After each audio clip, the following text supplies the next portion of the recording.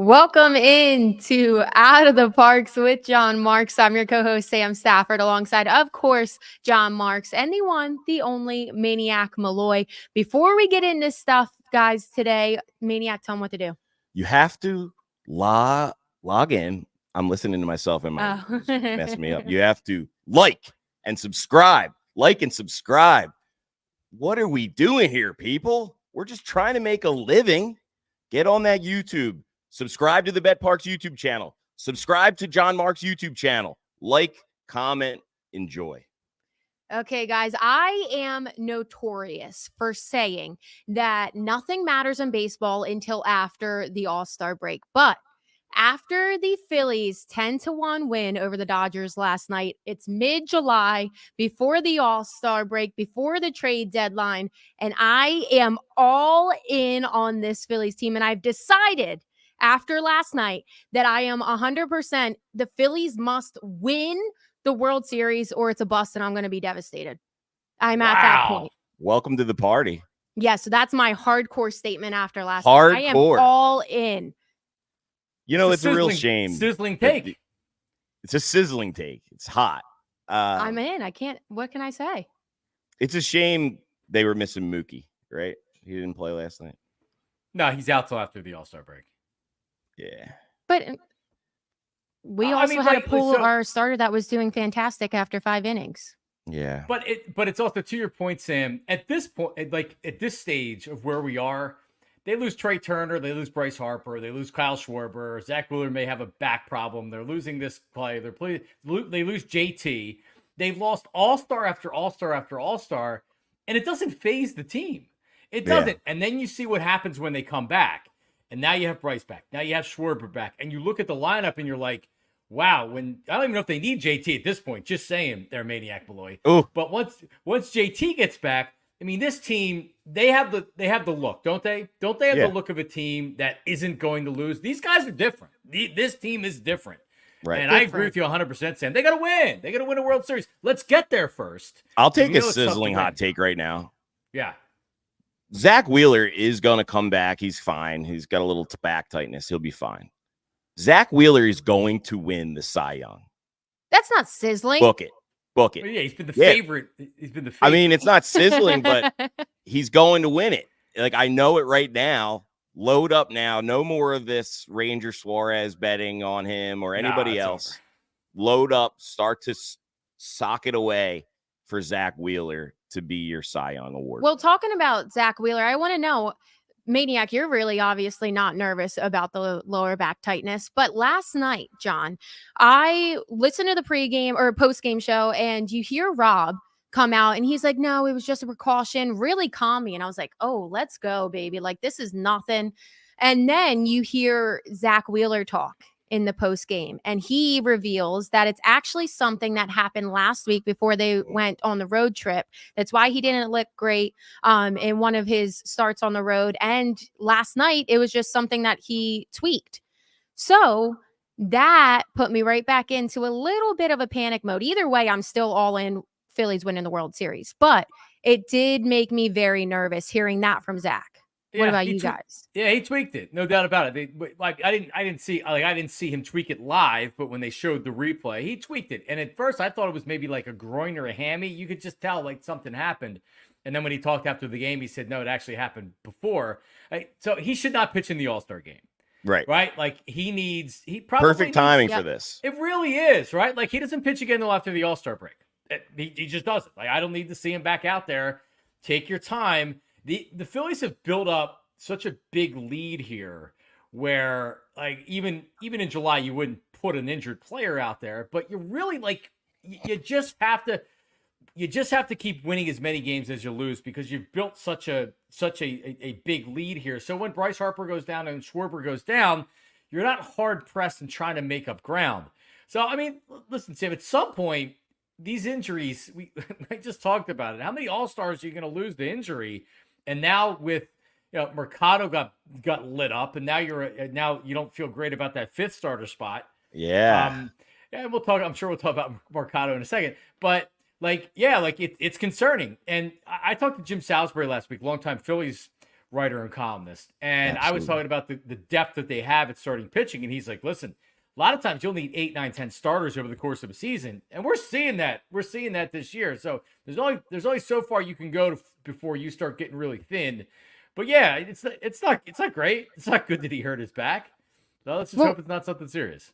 And John, to your point, so it is something that we've seen, and it's been really frustrating seeing all our all-stars get injured. But if there is any positivity, it's the perfect time to, especially before the all-star break, like you said, before the trade deadline, because then you know how serious the injuries are. And if it is a position that you really do need to look up to get some more depth in. So it is a bright side that we have it at this time. But I do want to point out that is what makes this team so special. Because John, you said that, but we aren't the only team that's been hurt. The Yankees have had some adversity. The Dodgers have had injuries now. The Braves have had injuries. We've now gotten all these big injuries, and we are the one that's really persevered, knock on wood, and really just lit things up. And last night we did see Bryce and Kyle Schwarber come back, and they weren't even the ones that, I mean, granted, their presence probably really lit up the team and made a lot of things, just everybody happier and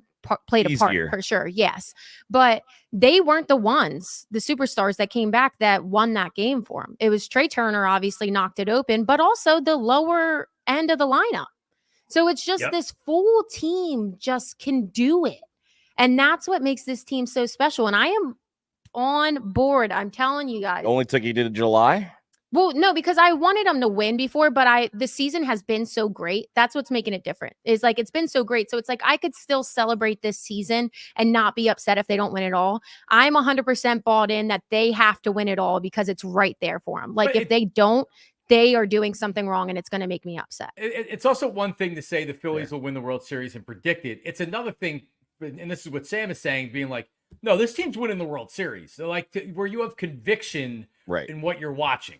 Which is, wow, they lose all-stars. It doesn't matter. They have such great depth. The bullpen's been really good. You know, they're two. So I just went and looked at it real fast. They're 2 games over 500 with JT out of the lineup. Since JT last played, Phillies are 14-12, which is like, you know, that's not great, but it's 2 games over 500, right? Like, they're not falling apart because during that time, who was out? Trea Turner was still out at the beginning of that, I think. At the very beginning, yeah. Bryce missed time. Schwarber missed time. So you have Marsh was out. Marsh missed time. So you were missing all-star players and all-star caliber players during it, and they don't miss a beat. So, you know, Ranger hasn't looked great last couple times out. Sanchez didn't look great. I think that was his last start that he was out. He got hit around a little bit. Lit up like a Christmas tree. Mercado, we'll see him today. Listen, I may have been giving Mercado the 5th starting job, Maniac Malloy. I'm no longer giving him the 5th starter job. Yeah, you were really, both of you were very confident in this guy. And not so much. He got absolutely lit up. It's the next man up mentality for this squad. It's the next man up mentality. You love that out of your ball club because the goal is the goal. The goal is the World Series. The goal's been the World Series since the first pitch in spring training. That doesn't change no matter who's out there. And they're backing it up. Trea Turner, we talked about it last week, had to put the team on his back. He's done that a few times here in the last week. Like I said, too, it's going to take a little bit of pressure off him maybe as well. Now having Bryce back and having Schwarber back, I love your point, Sam, of going into the All-Star break with where we are and guys coming back, guys also being injured right before the trade deadline. Now you're going to be able to really analyze where you want to go and who you want to get. They're obviously going to make some moves.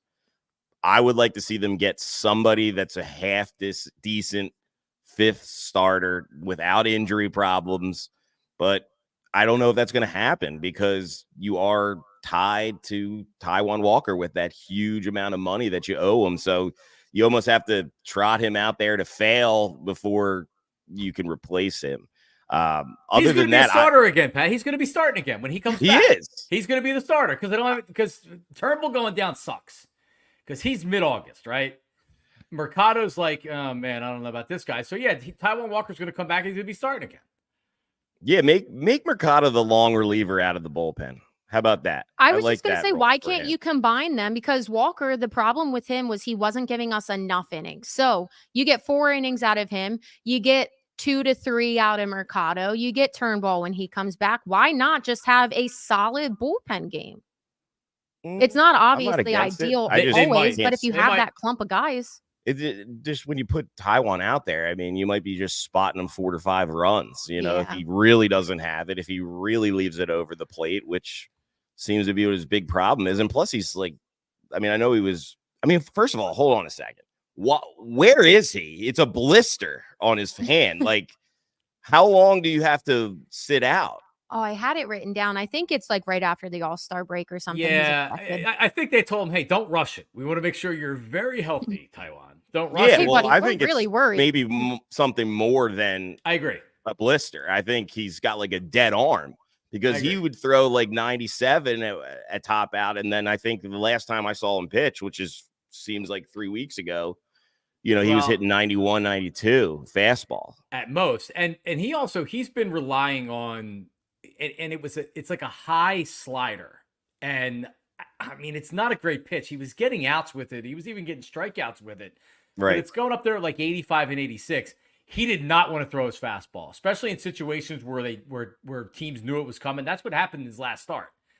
It's like, all right, the fastball's coming. You're not throwing 90 miles an hour. These guys are going to be, especially when it's straight and it's right down the middle. Well, it seems that's the problem with Walker too, is you run that fine line because sometimes it works to your point, but then it just takes that one inning where it seems like he just gets lit up and it's like they left him just too long, even though it's hard because it's only like 4 innings. So you don't want to pull anybody, but it's almost like they run that fine line of just pulling him before he gets lit up. Yeah. I think coming into the season, his biggest thing was also control, right? Like he walked a lot of guys. Now it's like, it's not really control. It's just his stuff and leaving it over the middle now. Yeah. So it's like now when he throws strikes, he gets lit up. But you know what? He's a worry on this team. He's not a huge worry. 5th starter, right, Pat? Yeah, starter. I mean, yeah. What are we complaining about here?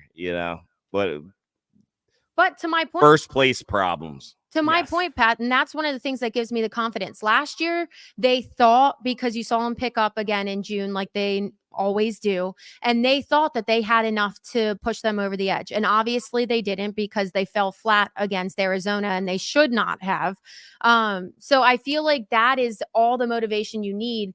And I have full confidence in Dombrowski in this front office that they're going to do something that elevates this team even more. The first place Philadelphia Phillies are going to get better before the trade deadline comes and goes. So that's what makes me have even more confidence in this team. It's a great point. Dombrowski is one of the best GMs that we've had, and we've had some good GMs here, but he's a lot like Gillick, right? Where Ed Wade was the GM, and Ryan Howard, Jimmy Rollins, Chase Utley, like they had real talent on the team.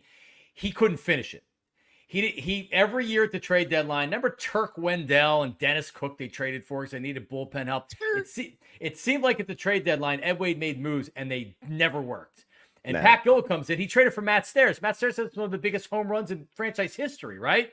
It doesn't have to be a big move. He made mistakes. Yeah. Pat Gillick made mistakes. Dave Dombrowski's made mistakes. We were just talking about him, Taiwan Walker. But damn, does he not know what he's doing? And Sam, you're right. He knows. And we'll talk about it coming up to the deadline. Is it a reliever? Is it a starter? Is it an outfielder? David Dahl got designated for assignment because he stopped hitting. Yeah. So, that might it's going to be a right-handed bat. It's got to be a right-handed bat. Maybe a little Seiya Suzuki from the Cubs. It's going to be somebody like that. It's going to be a name. Do you guys think they'll pull off the trade for Robert or no? No. I don't think so because you're tied. Your center field spot is, you got Marsh, you got Johan, who, is right back in the majors, and they're happy with him being back, right? Yeah, if you get Luis Robert, then like he's your center fielder de facto, and he strikes out a lot. He strikes out a ton. You already have too many guys in your lineup that strike out a little bit too much. You need a good 20 home run guy, somebody that's can hit a blast for you off the bench or give you a little spell. It's going to be a name of somebody that you're like, oh, okay. and then he's going to have a huge hit for you sometime, you know, and then you're going to be like, that was the best move. I mean, Whit Merrifield is the guy that's really just kind of killing you right now. It's a shame with him. Thought he was going to be a lot more productive than he has been. So a guy like that, you know, and people are talking about like just letting him walk for that $8 million that they gave him, but you can't do that. You can't do that, even though he's hitting under 200 or whatever. You got to kind of have to see that one through, my boy. Yeah. That, to your point, that is one of those moves, though, that you kind of expect. I agree with you in that fact that it's not going to be the big flashy move. They don't necessarily need that big flashy move. They just need to get better. And you don't want to mess around with this chemistry too much of the team. Like Robert, I think, not that he's a bad guy or anything, but like he's a superstar. Like he really is. You know, he just happens to be playing for the White Sox. So yeah, I don't think that's gonna happen. Yeah, too many strikeouts for me. Talking about superstars, guys. So we've kind of hit on the All-Star voting for a while, and we have 7 All-Stars. That feels really, really good. Yeah. I mean, remember all those seasons where you'd have the you know, the one guy. This makes me think of the year we had Pat Neshek as our lone All-Star representative. And I hated him. Not but a few years ago. Now we got Matty Strom in that same role, not quite a closer, but a reliever out of the bullpen. That's the guy I'm probably the most proud of to see make the All-Star game is Matt Strom. I'm so psyched for him. He's like, obviously these guys are all baseball fans, but like him and his baseball cards and the show he's got and all that stuff, like good for him. Good for Matt Strom. He's the one I'm the most proud of for me. Well, he definitely deserves it. But to your point also, Pat, like he's one of those guys, though, that you don't think about. He's just quietly plays his role and he does it well. Right. And like he's not an end of the, you know, game bullpen reliever. He's, you know, kind of like in the middle of, and so those guys do often get overlooked. Yeah. So it's nice to see he gets the recognition he deserves. Yeah. So just real quick, pitchers, we have Wheeler, Ranger, Matt Strom, Jeff Hoffman, and then position players, we have Harper, Bohm, and Trea Turner. And before we really get you coming in on this, John, I just want to give Trea Turner his flowers because Mark tweeted this out earlier from our Bet Parx account. Since that standing ovation on August 4th last year, Trea Turner is batting .341 with 157 hits, 33 doubles, 27 home runs, 74 RBIs in 113 games. And just since in July, when we've really needed him, and we've talked about this, he is batting .342 with a 342 so far this season. He's batting .414 with 5 home runs, 13 RBIs in just July. So Trea is absolutely killing it. And Mark has that grand slam because it was a Tuesday yet again. Ball left field, going back Vargas toward the wall. It is gone! Grand slam, Trea Turner! My boy Bobby Miller got absolutely lit up. He did indeed. I got some Bobby Miller cards that are maybe worth a little bit of money. So they went down. They went down big time last night. They went down in value. But night. I did get the under in the first inning. I put that one out on the old story there. Hit that one. The under was under half a run in the first inning plus 105 with Wheeler and Bobby. That took that one. That was a nice little bet. And then he got promptly lit up in the third inning, I believe. It's not his fault going against the red hot Philadelphia. Yeah, there you go. But John, how awesome to you is it to have these 7 All-Stars coming from the Phillies? Well, even last night's game, when you go up 8-0 in a game, it's like, this is put your feet up. You don't have to worry about anything. And they're the best games. They're the fun games. So that was fun last night. It's wild how you go from I don't even care about the All-Star game this year because you're like you said, Pat Neshek is your one representative, and it's like, oh great. And the guy that won't even pitch on like 3 nights in a row. You remember that about Pat Neshek? Yeah. He would refuse to go out 3 nights in a row.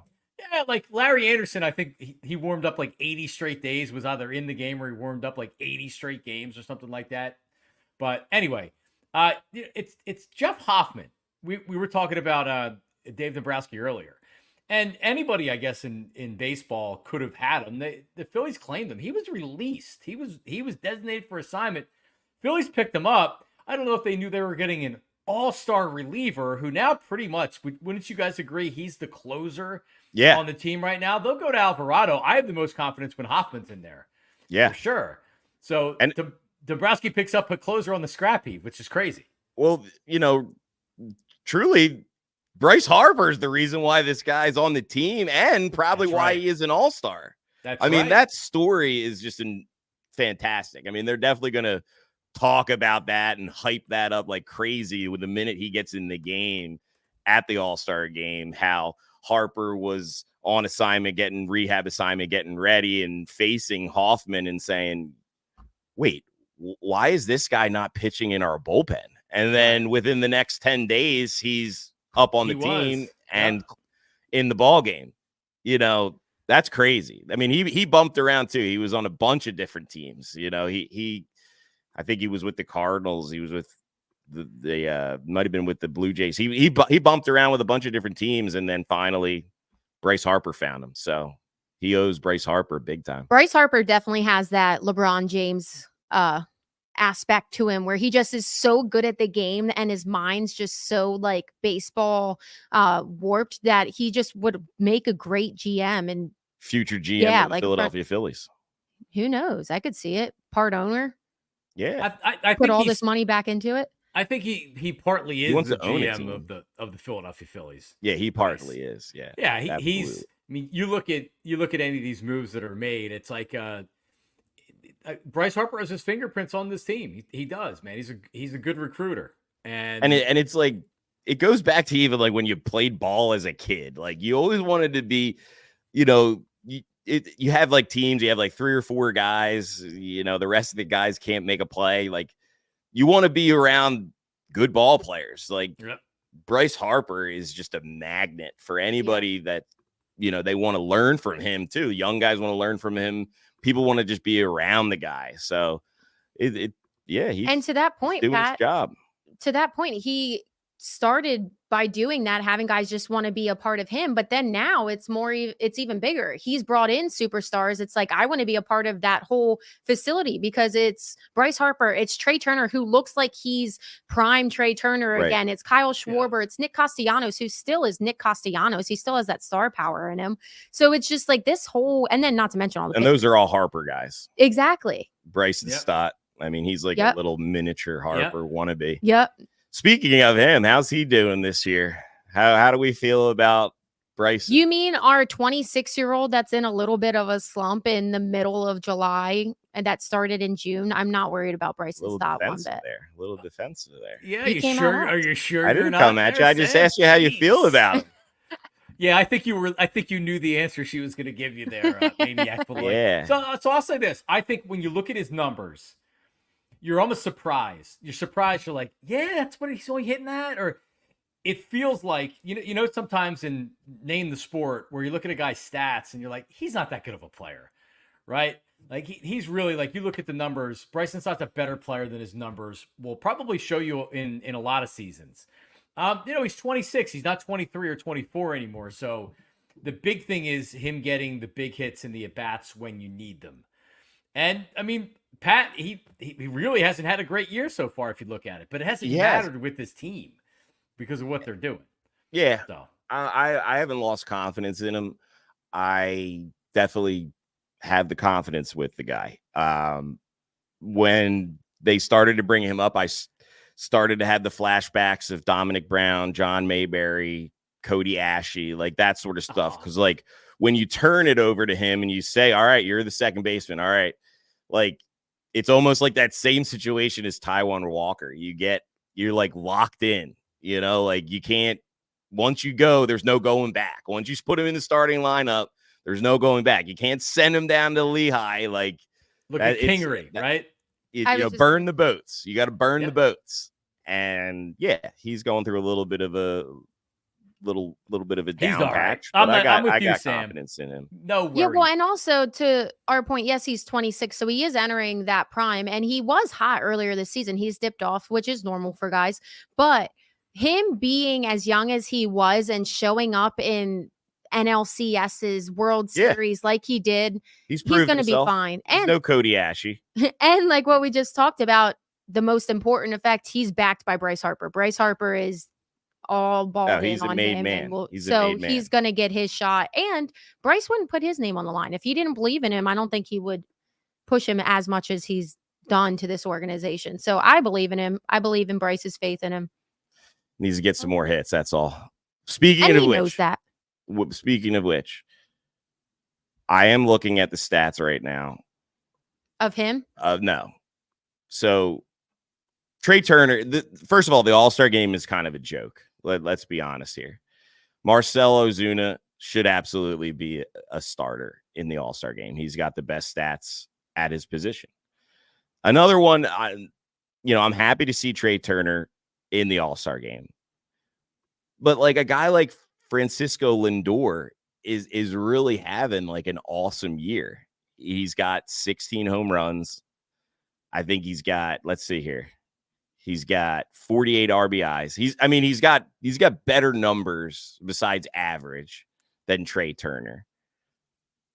But why don't you go buy a Met ticket and go watch them up in New York there? Well, that's what I was going to say, John. It's not our fault that Philadelphia Phillies fans are way better than Atlanta Braves and New York Mets fans. Yeah, you'd think that he would get the votes, but to your point, Pat, like that's something that does suck about it being a fan-based voting, because it's not going to be 100% accurate. You're going to see favoritism and bias in it. But to MLB's point, you kind of care about that, because if the Philadelphia Phillies fans care enough to vote for these guys so much, they're going to be the ones watching.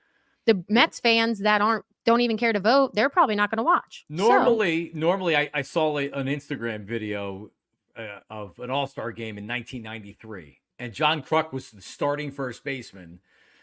Lenny was starting in center field. John Kruk was batting cleanup, and because the Phillies were really good that year. Normally, when your team's really good, you're going to get your fans are coming to the game. You're excited about the product. So vote him in. When your team sucks, the Mets fans don't care about Lindor. They hate him. They want him to be bad so they can boo him again. Right. That's a very good point. Yeah. So I'll enjoy it. Like I had said before, when freaking Pat Neshek was the Phillies All-Star, I wasn't watching it. F that. When the Phillies are good, I can't wait. Bomer. No, hold on. By the way, bullish on Bohm. Just got to say, if we take our losses, our lumps, Maniac Malloy, we've been bullish on Bohm. Bohm's in the home run derby this year. I can't wait for the home run derby. What are your thoughts on that, John? He's going to lose. He's going to lose. I hope he doesn't embarrass himself. I don't know. Maybe not. It's not as embarrassing now with the new rules, though, because it's not like you're head to head with somebody. It's just like whoever doesn't. Who was it last year that looked really bad, though? I think it was Mookie Betts or it might have been. Was Bo Bichette in it last year? And somebody did. It might have been. I think it was Mookie. He was just hitting line drives after line drive. He had no home runs.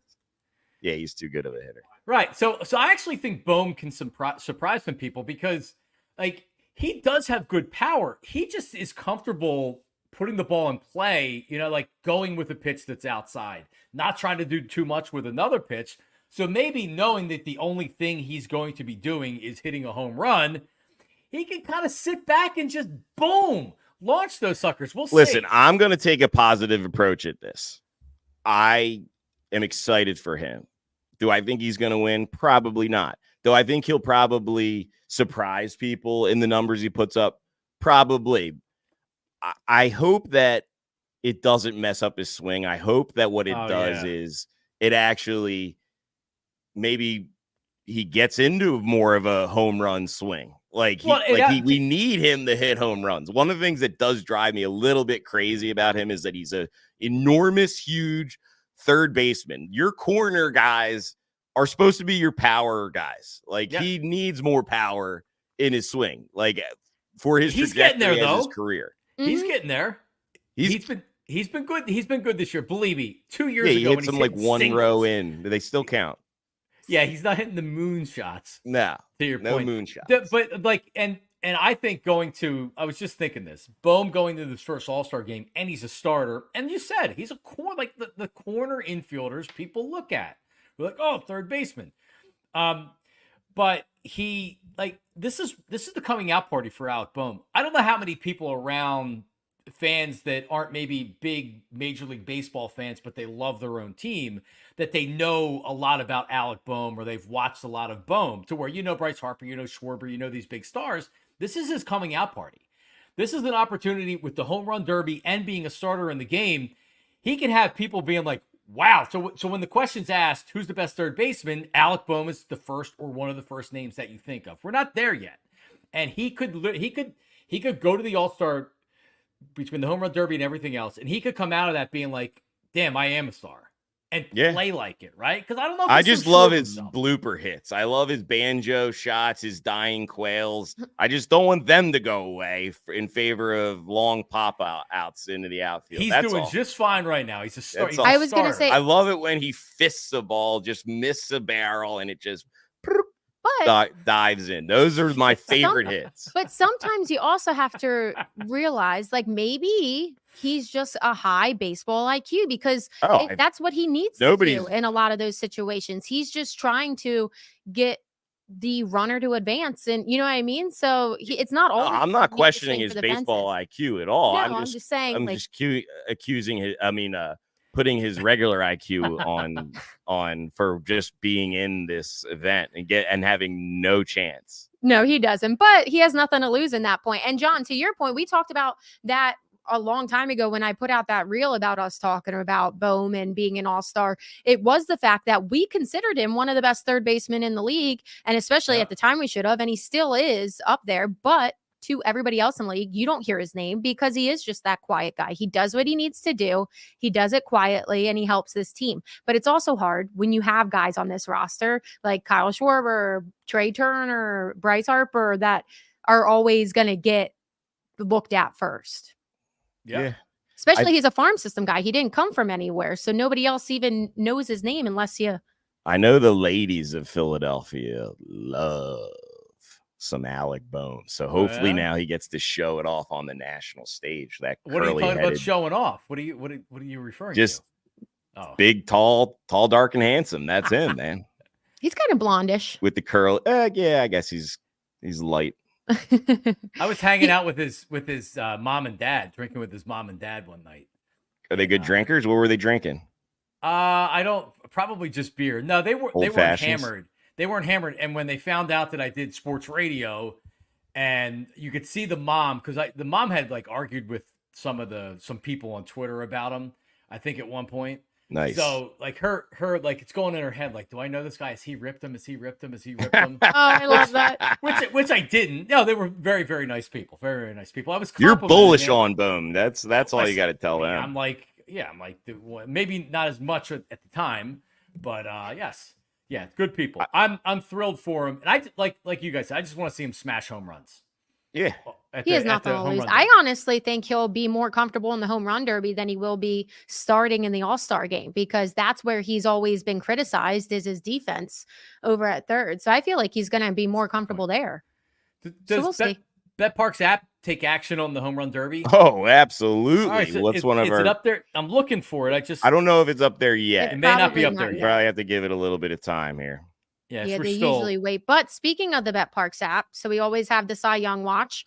To your point earlier, and we talked about it, Wheeler is still the favorite for the Cy Young, as he should, at plus 120. He was at plus 175, so he's creeping up. Yeah, but look out for Chris Sale. Also creeping up. Chris Sale right behind him at plus 125. It's pretty much even. I feel like he's going to fall off.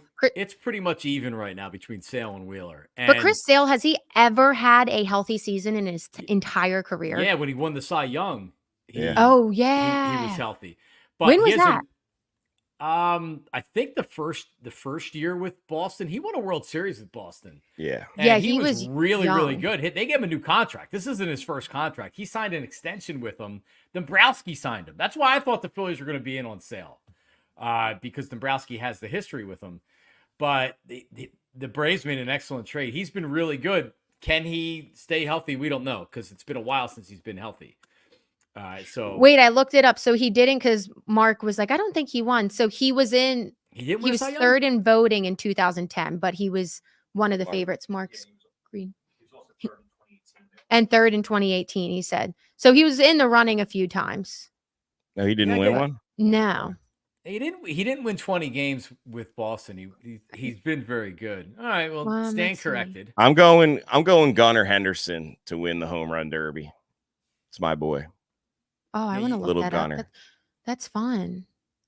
And Jose Ramirez too. I wonder if he'll switch sides at all. Actually, Go wait. Lefty one round, righty the next round. Let's come back to the home run derby. All right, come back in our MLB segment. So right now, tell them what to do. Like and subscribe. Okay, so we're going to cleanse the palate just a little bit because there's not much really besides baseball in mid-July. We do have the Olympics coming up, but we'll be able to talk about that at a later date, really in depth. But Olympic USA basketball, men's basketball. The Clippers and Kawhi Leonard announced that they are not going to have him participate anymore, which is interesting. Does he still get a ring for that? I want to know. But so he's coming out. Okay. And they have announced since the news this morning that Derek White's going to fill his spot. But I'm curious because that was kind of random to me, but I'm also not the biggest NBA person. So maybe that is the right choice. But I'm curious who you guys would have filled in that spot. I mean, I think they were looking for athleticism, defense, shooting the three. Derek White, who just got, I believe, a max contract from the Celtics, is really good. He's also really good in a role. He doesn't have to worry about being the first scoring option, the second scoring option. There's outside of Brown and Tatum, that's a deep team, right? So I think that he can fill a role without bringing in a guy that's the number one player on a team. So I think it makes sense as far as USA basketball. I mean, I would have went with Tobias Harris. I mean, certainly looking for a 3-and-D guy. If you're looking for a 3-point shooter, defense, he got robbed. I would have put Tobias Harris. Absolutely got robbed. I do. The answer's Tyrese Maxey. Come on. Well, for everybody watching, I do want to note it actually had to be a finalist that they had to choose from. So there was a certain list. Oh, he wasn't even a finalist? That's why Tobias he didn't make robbed. it. Yeah. No, I mean, Donovan Mitchell, he's not on there. But there's a lot. Paul George could have been an option. No, I don't even want Embiid going. They both, no Sixers besides the young man, Tyrese Maxey would be the only one I'd be Mikal Bridges, I think he would have been a good role player. Bridges would have been a good one. I agree. Yeah. Donovan Mitchell or Kyrie Irving. Why not Kyrie? Kyrie's the last thing you want if you want like good chemistry and the flow of it. And also, I think they're all boys. I think they wanted more size. Leonard's like a small forward. If he plays guard, he's a big guard, right? So, like Maxey and Kyrie a little bit shorter. I know we're gonna wait to get into the Olympics, and we have all the time in the world, but you can tease it. I've been watching this show on Netflix. It's called Sprint, and it's about the 100-meter, 200-meter sprinters. The sprinters. Highly, highly, highly recommend you watch this right before the Olympics. It'll kind of let you know who's who, what's rivalries. Is it just Team USA? No, it's all around the world. Okay, so like that's more fun. Is it a hard knock is it like a hard knocks for sprint? It is. That's cool. It is. It's really good. The United States is in a really good spot. They have a guy by the name of Noah Lyles, and he's fast. You're going to want to watch him. He is entertainment at its finest. It's a really good show. It goes into a lot of things you don't even really know about sprinting, and man, it gets you excited for the Olympics. That's all. John, I talked to Pat about this yesterday when he mentioned it to me, and it's something that's so just interesting because I feel like sprinters have to be the most talented maybe besides gymnasts, but because it's just like natural talent. Like everybody in the world can go out and run and try to be fast. Like it has to, you know what I mean? Yeah. You're talking about elite athletes. You're talking about like the athlete, like the athlete's athlete. I mean, all of them are jacked up. Anybody that can run that fast like they do, they're probably the world's best athletes.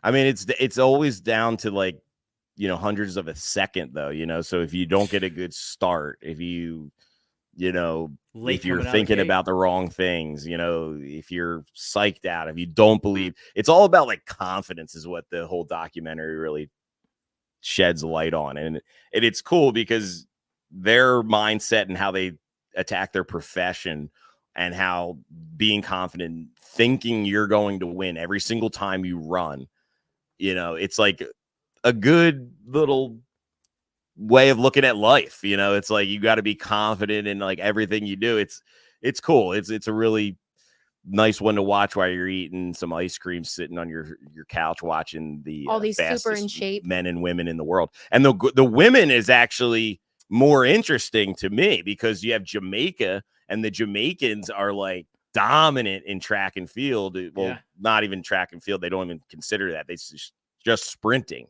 Okay. Sprinting is where they are the most dominant. Shelly Ann Fraser Price, she's won 1 million times.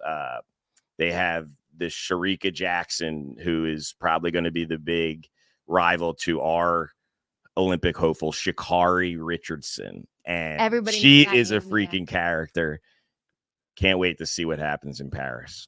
I want to do a quick shout out just because. So I'm from Coatesville and I went to Coatesville High School, and we have a really Rip good Hamilton track. Yeah, Rip Hamilton. But we have a really good track and field program, and our sprinters always won. And we had this girl when I was in school. She was like 2 years older than me. So 2012, she would have graduated. Kenya Woodall. And she actually was in like the Olympic trials and everything, and then ended up getting pregnant, and it ruined her chances. Damn kids. Yeah, right. No kidding. But she was so, just to your point about how athletic they were, she was so fun to watch because everybody be stretching, getting ready for the race. And she was so fast. She would be sitting in the corner with her headphones on, just like eating a snack. And they'd be like, "Oh, Kenya, your event's up."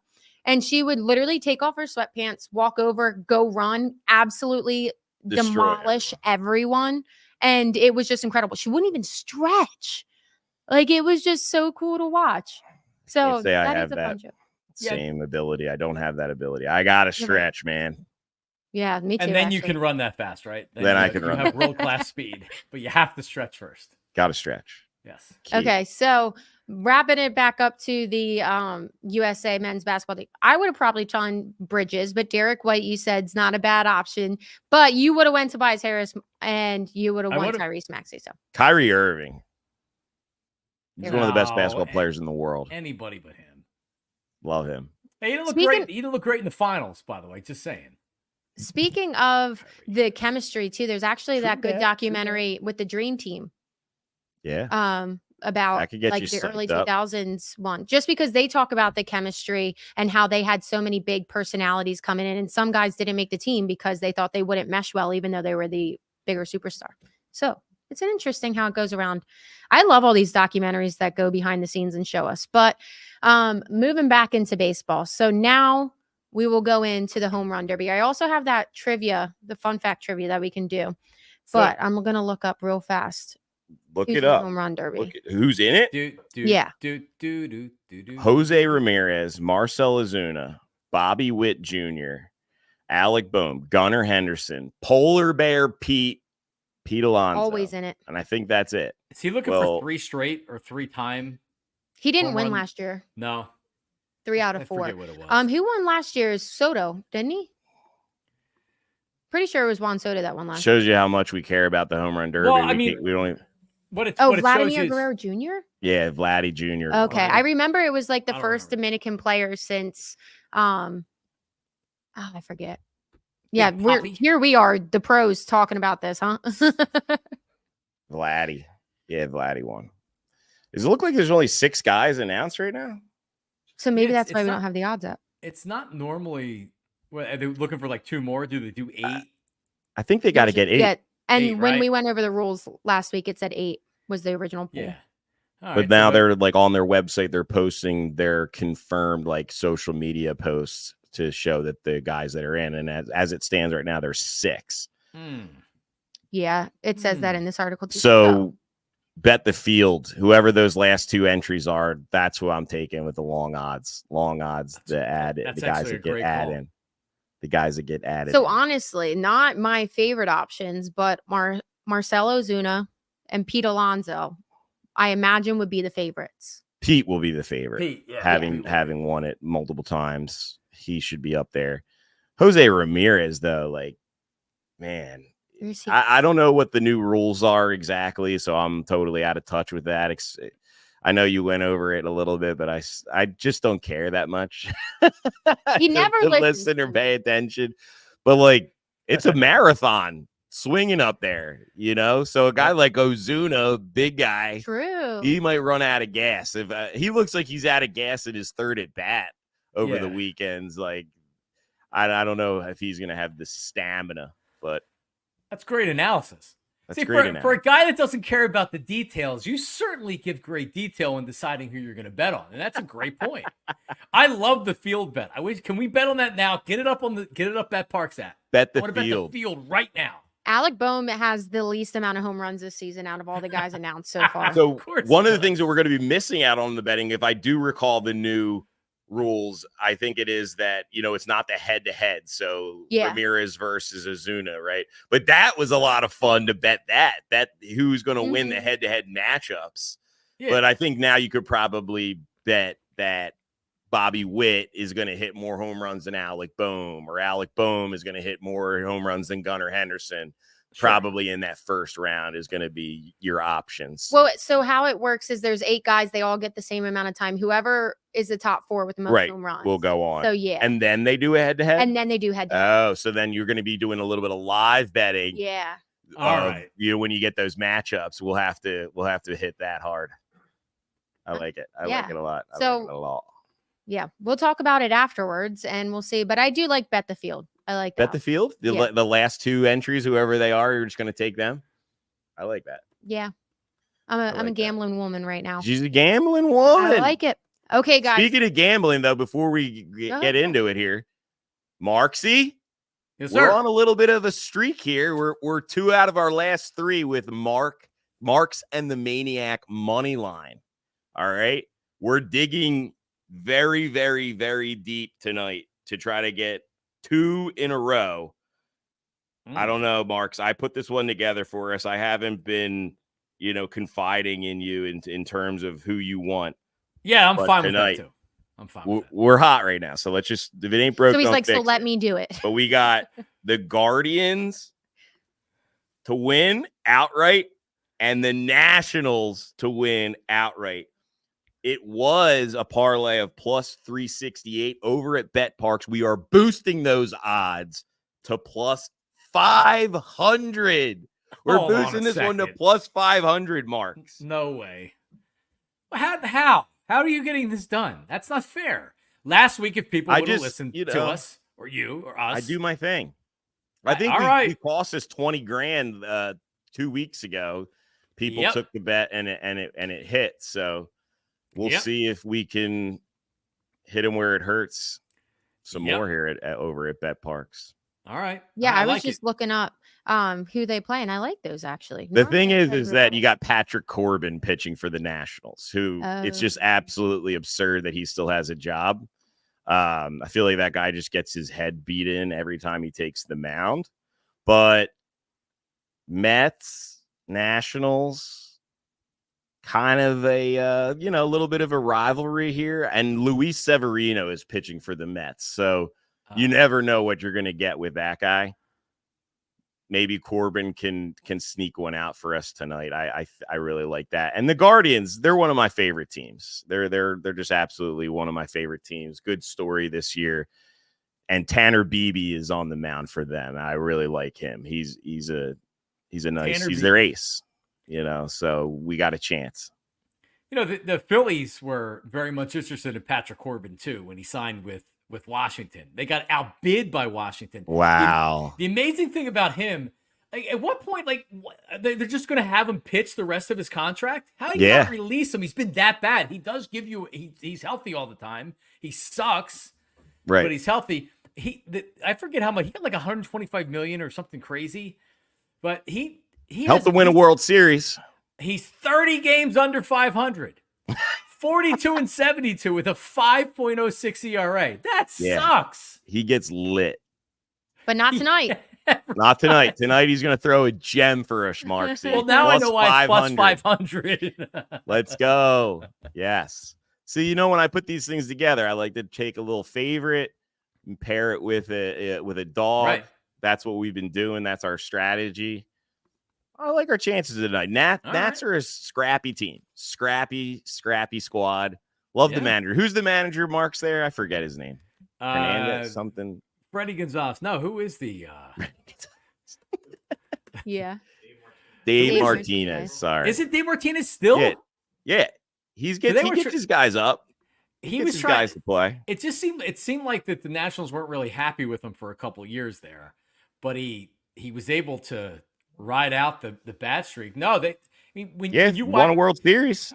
When you watch the Nationals play, it feels like that they're overachievers, right? They have a decent amount of talent and young talent, but they know how to play. I agree. I mean, they're a decent team. Cheers. I like Keibert Ruiz, switch hitting catcher. Can't get enough. Patrick Corbin, I looked it up, by the way. 6 years, $140 million. Ooh, I don't think he's been good for any of those years. But no, he's got $140 million, and he's got a World Series ring, and he pitched year amazing with Washington for them. His first year, they were 14-7. He was 14-7 with a 3.2 ERA. Every year after that, though, he sucked. Okay, guys, before we wrap this up, I have a new fun game. Let's do it. And it's called True or Not. True or Not. Yeah. So you got to say, I'm going to give you a fact, and you have to say if it's a real fact or not. Okay. So number 1, Tim Wakefield has more career strikeouts than Roy Halladay. True or not? Not. True. It is true. Wow. To be fair, R.I.P. Tim Wakefield. Both. R.I.P. Damn. Yeah. Sorry. I know. That's tough, really right? starting off here. But fun fact, Tim. Don't talk ill of the dead. He played like 18 seasons, and Roy only played like 15. So the knuckleballer, Timmy Wakefield. Not a lot of people remember. He was a rookie pitching for the Pirates when they, I guess, still had Barry Bonds and Bobby Bonilla. And he actually started a game in the National League Championship Series where he's this hotshot young pitcher. Right. He wasn't a knuckleballer. He didn't start throwing the knuckleball until he failed, and then he went through the knuckleball. And it's amazing to think that he pitched 18 seasons. I always loved Wakefield. I love the occasional knuckleballer that comes up there. He was like a cheat code in all the video games when I was growing up. If you could you just get him and throw him, you were in a good spot. Yeah, and I looked it up. Roy Halladay has 2,117 career strikeouts. Tim Wakefield 2,156 strikeouts. But still, that's pretty impressive. That Wakefield's a lot more strikeouts than I would have thought he did, even with 18 years. I know. I thought that was a fun one. Okay, next one. For someone to break Ricky Henderson's stolen base record, they would have to average over 50 stolen bases for 29 years. True or false? Yeah, is that true or not? That is not true. That is true. It's 100% true. It is true. Wow. I know. I actually had this pulled up earlier. I saw the same thing, and that's partly how I knew the answer to it. But Ricky Henderson was that kind of a player. Yeah. He was an amazing player, Ricky Henderson. And it's crazy now because now they've implemented all these new rules that increase the likelihood of stealing bases, but that record will never be broken. Literally cannot. 50 stolen bases for 29 years. That's insane. That is insane. Absolutely insane. How many did what's his name from the Braves have last year? Acuna? 70? Something crazy, yeah. And even that's like insane. And if you doubled 50, that'd be 100 stolen bases for what? 73 last year for Acuna. Jeez, man. Yeah. That's scary. So a couple of those seasons together. No, you would need 15 years of 100 stolen bases. Which will never happen. No. Which will never happen. It ain't happening. Baseball, so it's just a really fun one. That is baseball. Fun. When I like my first real vivid memories of baseball was when the St. Louis Cardinals were really good, mid 80s, and they had their whole team was speed. Vince Coleman, they were almost like the home run hitters, the guy that could steal the base. That Vince Coleman had over 100 steals. I don't know how many times. William McGee and Ricky Henderson. So yeah, I mean the game's changed quite a bit, but still, I'm glad the stolen base is back. Well, and it was also like how we talked about Lou Brock. with the 24 All-Star games in 23 seasons. That can't happen anymore, but it's a fun one that will never be broken. Okay, and lastly, you guys You probably only got 3? Damn. Do you want more? I do have more. Here, I put was your just phone trying down. to We spread can't see them. your face. Oh, There sorry. you go. You're right. Got to think about the camera, Gotta think Sam. about the camera, Sammy. Okay, this one's actually fun. And I think it's true. I didn't Now we're fact having check fun. this one. Yeah, so this one is, I just gave it away. I think it's true. Clayton Kershaw's great uncle discovered Pluto. I'll say true. Yeah, gotta be true. I think it's true. Like I said, I just believed that one. I did.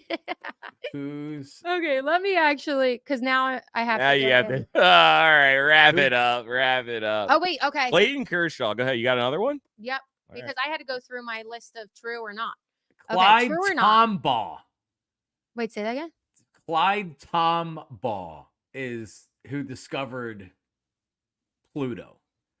Type in his Can we name talk and say, about is he Clayton related to Kershaw, though, Kershaw? real quick? Just Yeah. about him. That's what these are supposed to do. Sure. I mean, 36 years old. Obviously, he's lost a little bit, right? But Yeah. like that guy was pitching in the NLCS versus the Phillies when he was 19 years old. It's a shame that he's not able to be, in this series and pitching. I was just going to say, has And he ever won a World Series? Never. He's They did. They were 2020 COVID World Series. That really Oh, But actually count. not with Kershaw as he's the ace. He goes out there, big game, he's winning it. He did not do that. Yeah, and At least I remember. And he's up there with he was a guy that pitched game 1 of the World Series, game 4, and then closed in game 7. Oh yeah, I do remember that. Yep. Yeah, the Randy Johnson performances. We see Kurt Schilling with the bloody sock. You're talking about that gutsy Pedro, Roger Clemens. Yeah, he's that kind of pitcher.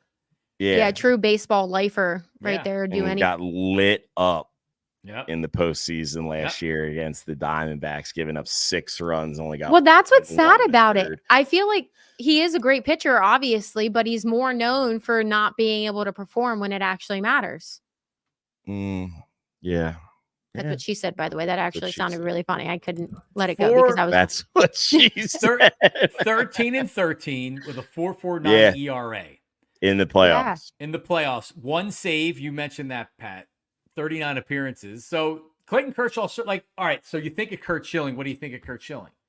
Bloody sock. Bloody sock. Winning a World Series with Mitch the Red I was Sox. gonna say Cy which Young, wasn't yeah. done. Like Kurt Schilling was an amazing pitcher. He's one of the best big game pitchers I've ever seen. He did it with the Phillies.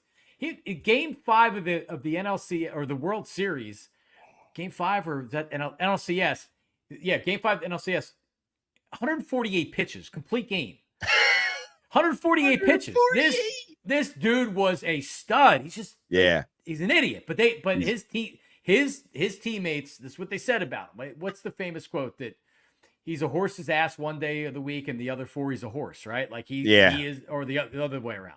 Once a week he's a horse. No, he's an amazing pitcher. So Clayton Kershaw, you don't think about that. Yeah. Unfortunately, And he's done the same stuff that like Madison Bumgarner's done and Randy Johnson has done in that World Series, but Kershaw's a better overall pitcher than Kurt Schilling because of the regular seasons. Kurt Schilling didn't have great regular season stats more than a couple of years, right? Kershaw. Now that we're talking about this, he'll be pitching game 5 NLCS, Phillies, Dodgers, and no, it'll be the NLDS stick against it the in our- Braves. Hopefully, stick it in our ear. He's 25-8 with an ERA. NLCS, they could play the NLCS. Like 2-3. no, because we'll be there. The last season. Let's and play a half. them. I'm saying I don't want to play him and have him perform well. That's why I was saying NLS. Oh, I'm just saying now we're talking ill of him and he'll come back and.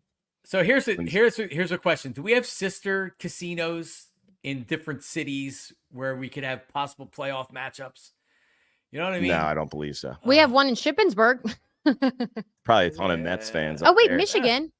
We do Gun Lake. in Gun Michigan. Lake, Detroit. I don't think the Tigers have a run in them. But Yeah. Oh well. yeah. Maybe one day. We'll see. But last one. This one's fun. True or not? Nick Castellanos holds the NL record for consecutive games without an error. this is true. This is true. It is true. 407 games.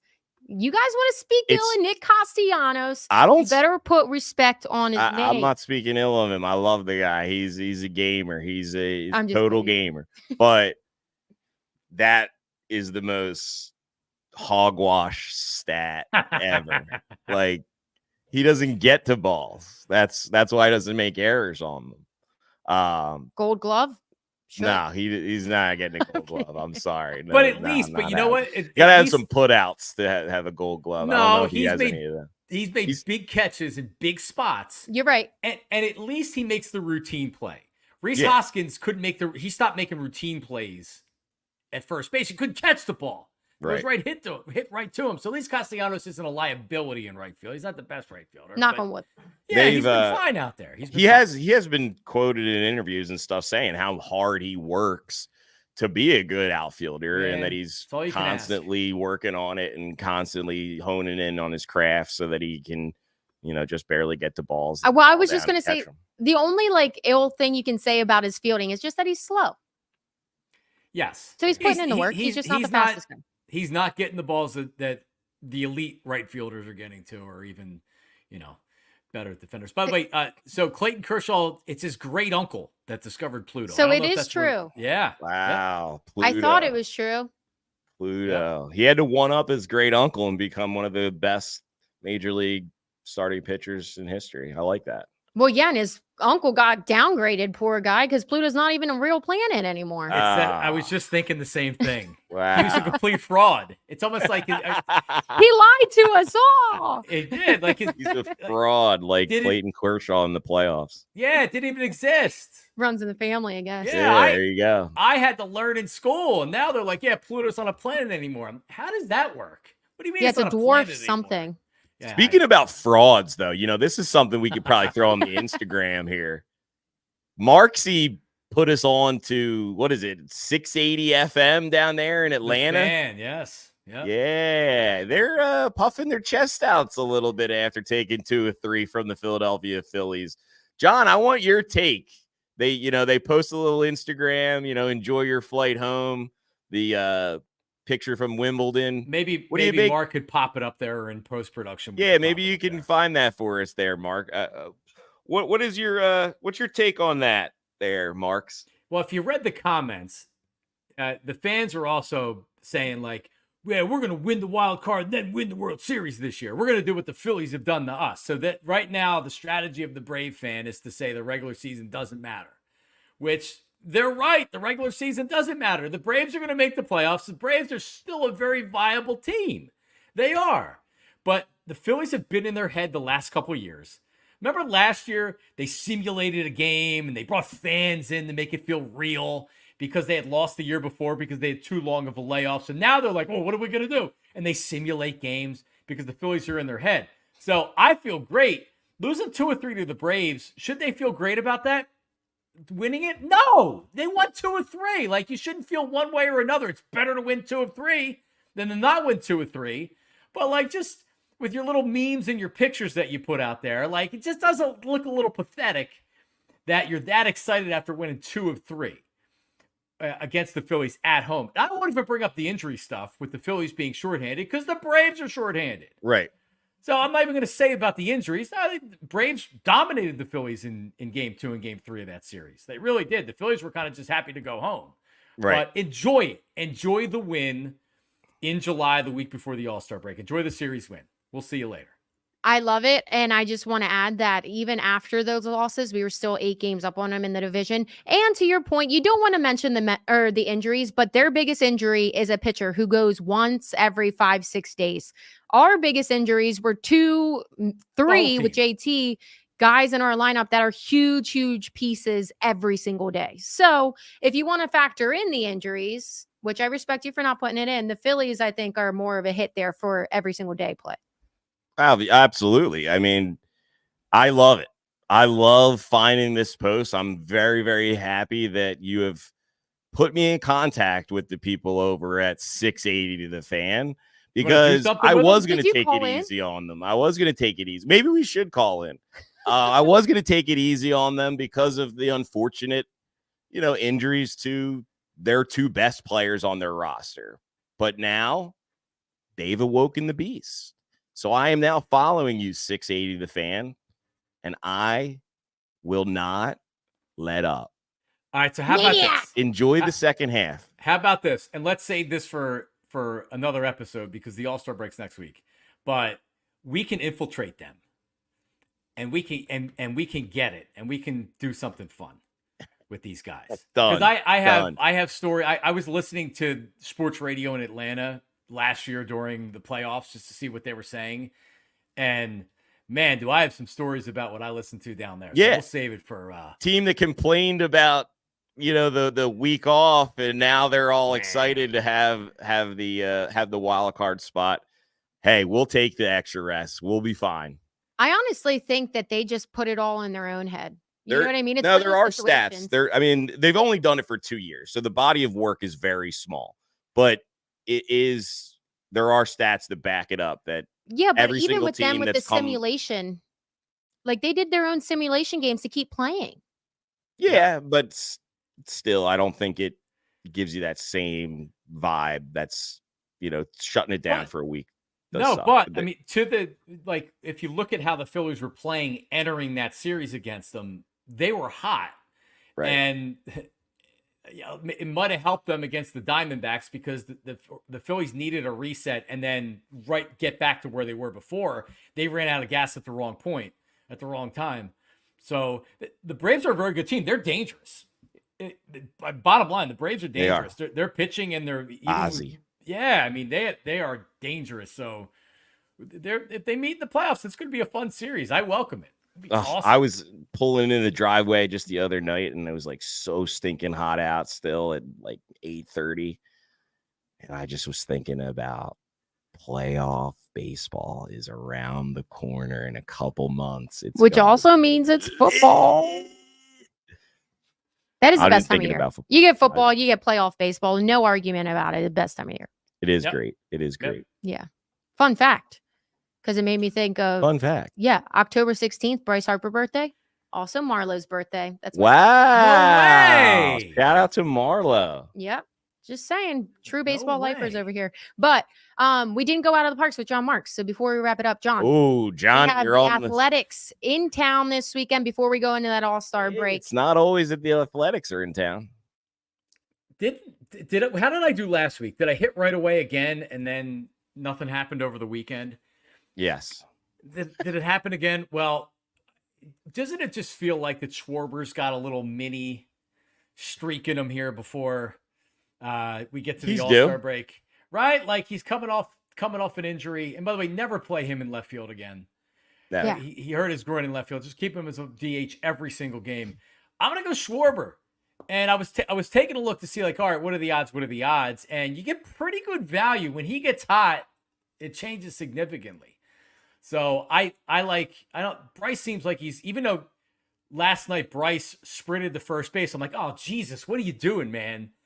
You just worry that he's going to hurt the hamstring again. I'm going Kyle Schwarber. I got one for you.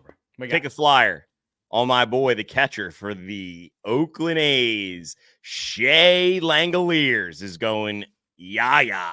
Did you just want to say that last name? What about Stubbsy? He's a great ball player. Great ball player. Why don't you put some money on Stubbsy going? Is he going to play? I heard they're going to put Marshawn in center field. He can handle it. Marshawn. No, Stubbs will get one game. You'll know the game. You'll see the starting lineup. I kind of like Bryce for this weekend, just because everybody's gonna always play off the history of the A's and Philadelphia A's and blah blah blah. So I feel like since it's a historic thing, we'll probably see Bryce pregame come out with a historic shirt or shoes or something for the Philadelphia A's, and I think he's gonna go long. Okay, next level. I love it. Next level. Yeah, you got to think about it, man. Shea Langoliers, book it. I love it. Okay, guys, I love that show. I had a great time with you guys this week. I love hanging out with you guys. So everybody listening to this, thank you for tuning in to like and subscribe. Number 15. Don't forget to like and subscribe. Number 15 show in the books. We're rolling now, boys and girls. And John, I don't even know if we told you, but if you don't know, now you know. We're taking off next week for the All-Star break. We will be back the following week for episode 16, and we'll be rocking and rolling. We'll be rested, ready Yeah. to talk about the All-Star game, talk about the upcoming series versus the Pirates. It's going to be good stuff. So there we go. Let's do it. All right. We'll see you guys then. Go Birds.